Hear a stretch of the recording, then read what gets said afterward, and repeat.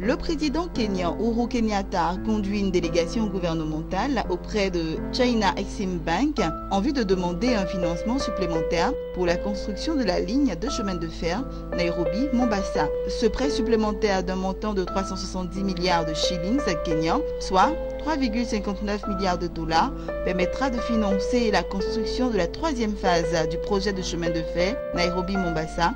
Cette phase d'une longueur de 270 km reliera les villes de Naivasha et Kisumu.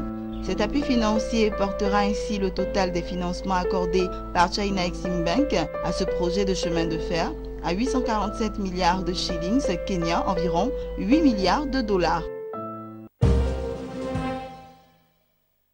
La Banque mondiale a annoncé mardi dernier qu'elle allait allouer 350 millions de dollars pour appuyer des réformes de grande ampleur dans le secteur de l'intermédiation financière au Maroc.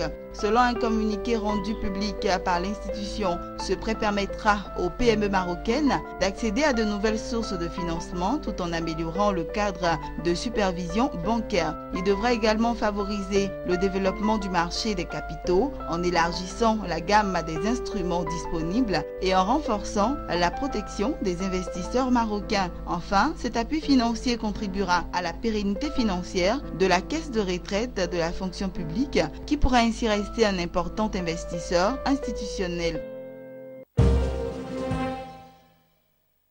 Durant la campagne de commercialisation 2017-2018, la Tunisie importera par le biais d'appels d'offres internationaux 2,1 millions de tonnes d'orge et de blé tendre et dur contre 2,4 millions de tonnes précédemment. Selon le dirigeant, ce recul de 12,5% des achats tient à l'amélioration des perspectives de production. En effet, le volume cumulé de blé et d'orge devrait passer de 1,4 million en 2016-2017 à 1,8 million de tonnes en 2017-2018, soit plus de 28,6%. Par ailleurs, le prix du blé dur, principale variété culturelle dans le pays, devrait grimper sur le marché céréalier mondial en raison de la baisse des superficies emblavées, notamment au Canada, tandis que celui du blé tendre devrait être stable.